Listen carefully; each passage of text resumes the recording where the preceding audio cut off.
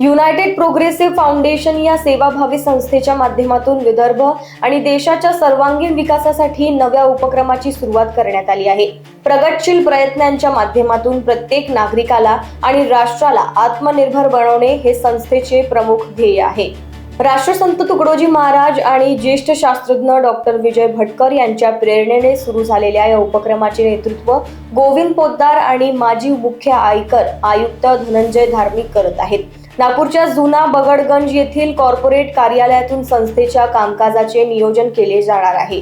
आपकी meeting main agenda ये था कि हम यहाँ के लोगों को कैसे समृद्ध बनाएं, उसके लिए different mechanism, different protocols, different options उनको विकल्प दिए जाएं ताकि वो एम्पावर हों। तो farmers and agripreneur empowerment, women empowerment, इसके ऊपर बात की, रोड मैप डिस्कस की, कैसे होगा, क्या टाइमलाइन बनाई, उसके ऊपर चर्चा हुई और उसके ऊपर फैसला किया गया कि कैसे करना है, किस तरह से होगा, कौन लोग इससे बेनिफिटेड होंगे, ये सब बातें हैं। सर, देश में सबसे बड़ी समस्या है वो है बेरोजगारी का और किसानों की आत्महत्या, उसके ऊपर कुछ चर्चा हुई है? इसके ऊपर हम लोगों ने ये बात की कि इसमें 4 तरह से इसको डिवाइड किया गया है। एक तो वो लोग जिनके पास ज़मीनें नहीं हैं, उनको हम क्या विकल्प दे सकते हैं, कैसे वो अपनी आय को मैनेज कर सकें। एक कम ज़मीन जिनके पास है, स्मॉल और मार्जिनल फार्मर्स, उनके ऊपर बात हुई। फिर महिलाओं के सशक्तिकरण के ऊपर बात हुई। उसके बाद गिग इकोनॉमी की बात हुई कि भाई जो जितना काम करना चाहे, जितना पैसा अर्जित करना चाहे, जितनी मेहनत कर सके, उसके लिए क्या विकल्प तैयार कर सकते हैं, क्या मॉडल्स बना सकते हैं, उन सब के ऊपर चर्चा हुई। आपका इंट्रोडक्शन? मेरा नाम सत्येन यादव है, मैं एग्री बिजनेस प्रोफेशनल हूँ। पिछले 40 साल से मैं काम करता हूँ rural development, empowerment of farmers और एग्रीप्रेन्योर्स। Thank you. समृद्ध भारत कमेटी में हूँ और देश के अंदर में जो आज रोजगार की समस्या है बढ़ रही है, उसको लेकर नागपुर में जो सभा है ये जो हमारी हो रही कि रोजगार हम लोग कैसे उपलब्ध कराया जाए, क्योंकि आज देश और दुनिया के अंदर में कृत्रिम आर्टिफिशियल जो इंटेलिजेंसी का दौर चल रहा है, ऐसे समय में ऑटोमाइजेशन बढ़ता जा रहा है और लोगों के हाथों के रोजगार हाथ से निकलते जा रहे हैं। ऐसी समस्याओं पर समृद्ध भारत के इस बैनर के तले हम लोग कैसे लोगों को रोजगार उपलब्ध हो, इसके लिए चर्चा के लिए ये मीटिंग हम लोगों ने आयोजित की। किसानों की बहुत बड़ी समस्या है विदर्भ में, उनके लिए कुछ योजना है?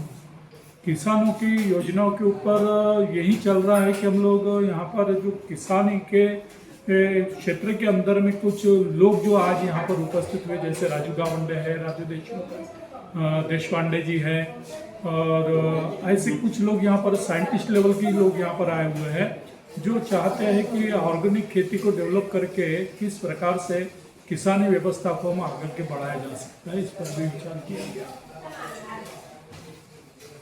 Thank you. आम्ही समृद्ध भारत समृद्ध विदर्भ ह्यामध्ये 25 ॲप बनवणार आहोत आणि त्यामध्ये प्रत्येक व्यक्तीला कसा रोजगार मिळेल ह्याचा आम्ही पूर्ण आम्ही तयारी करत आहोत। तर प्रोड्युसर टू कंझ्युमर माझ्याकडे मी त्याची मुख्य आहे।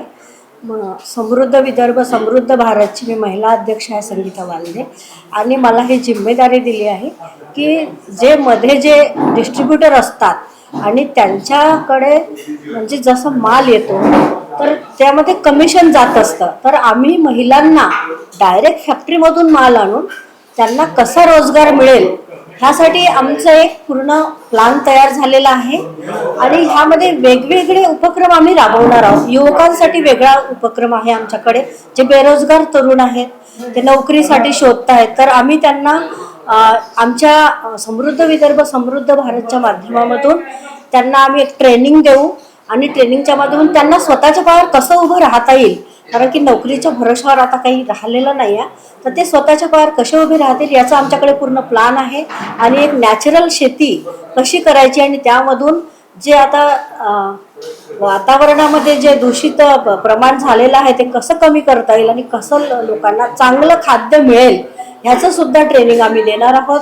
योगा क्लासेस आहेत, आणि मुलांना एज्युकेशनच्या क्षेत्रामध्ये सुद्धा आम्ही एक नवीन ॲप तयार केलेली आहे आणि जे आम्ही ऑनलाईन क्लासेस कमी बजेटमध्ये त्यांना ऑनलाईन शिक्षण कसं घेता येईल आणि वेगवेगळे ट्रेनिंग्स ज्या शासकीय योजना असतात त्या आमच्या माध्यमातून आम्ही पूर्ण समाजामध्ये पोहोचवण्याचं काम करत आहोत. आणि हा आमचा समृद्ध विदर्भाचा आता सध्या विदर्भ आहे, पण पूर्ण भारत आणि पूर्ण इंटरनॅशनल लेवलवर सुद्धा आम्ही हे काम हळूहळू वाढवू आणि सगळ्यांना यामध्ये काम देण्याचं काम करू. महिलांचं सक्षमीकरण आणि त्यांचा विकास ह्यावर आम्ही जास्त भर देत आहोत. तर आता आम्ही 15,000 महिलांना 15 ऑगस्टपर्यंत काम देण्याचं ठरवलेलं आहे. लोकवाहिनी मीडियासाठी सचिन झोडापे यांची रिपोर्ट, नागपूर.